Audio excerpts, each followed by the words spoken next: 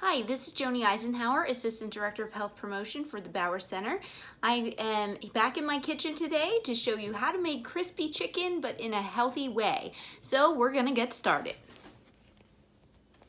All right, so what I have here is I have panko crumbs. Panko really allows for the crispiness to come through versus breadcrumbs. I have some parsley flakes, onion powder, and paprika. Paprika is really nice. It gives it a little bit of a smoky flavor. And I do have chicken breast cutlets that are already sliced thin. However, if you are buying chicken breast cutlets, you can slice them thin yourself or tenderize them or use chicken tenders. You can even cut them up into little bite-sized pieces and make chicken nuggets. One of the ways to make crispy items is to make sure that you have a pan and something on top of it. I have this pan set that has like a little netting on top of it. And what happens is that allows for the air to circulate around the entire piece of protein. So it gets crispy on all sides versus just the top and then the bottom's a little soggy. I understand you may not have this. That's just one of my many kitchen gadgets. But what you can do is take a regular baking dish, okay, and you have a baking rack. Just fold it up and put it on top. And again, that allows that space for the air and the heat to circulate around it, okay?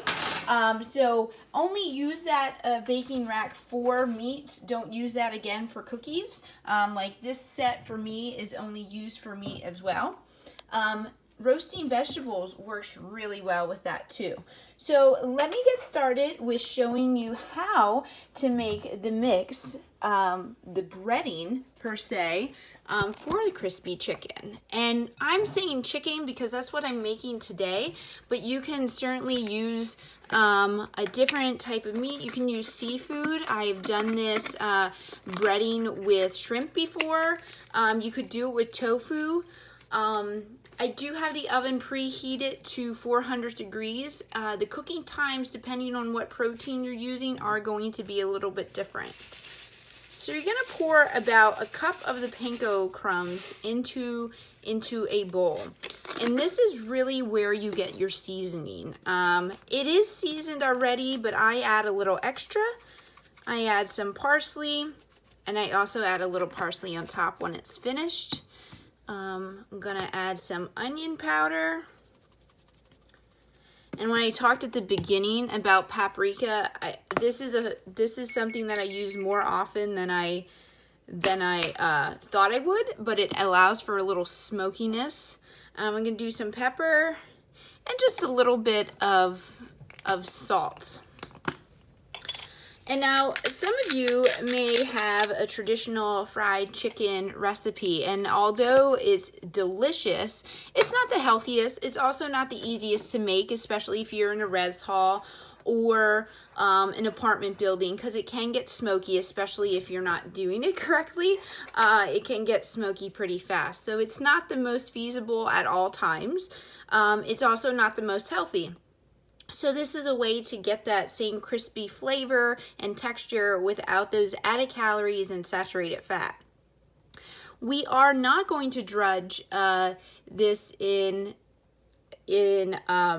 flour or an egg wash. What we're going to do is add a little bit of olive oil to this mixture, and that is going to help bind it together, okay?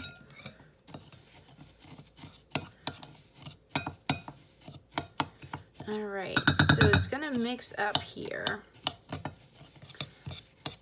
And then what you're going to do is just place each piece of chicken in here. You're not going to pat the chicken off first. And you can pick the chicken out with tongs if you have them. You can also do it with your hands, whatever works best. I'm gonna do it with the tongs right now. So you can just place the chicken in. I always press down so it gets a nice coating, and then flip it and gets a nice coating on that side too. And bring my pan over so you can see how we're gonna place it. And for like a chicken breast like this, it's gonna go in the oven at 400 degrees for about 10 to 12 minutes. You want any juices to run clear. Okay, so it's ready to go in there. This would be nice as a, not only a main course, but you could put it over a salad. I know crispy chicken salads are delicious, and we're coming up on great fresh vegetable season. So if you have extra things from the garden, or the tomatoes are wonderful soon, that would be a great addition. Also, like a crispy chicken Caesar salad would be good, or just some vegetables on the side, or some rice or other grains on the side. So I do have my 2 pieces of chicken here. If you feel like there's just not enough coating on it, you can just spoon some out and put it on the top here. Also, if you don't have panko crumbs, pretzels in a food processor ground up really fine is another option for you to get a coating. And you may have panko crumbs and decide that you want a different flavor.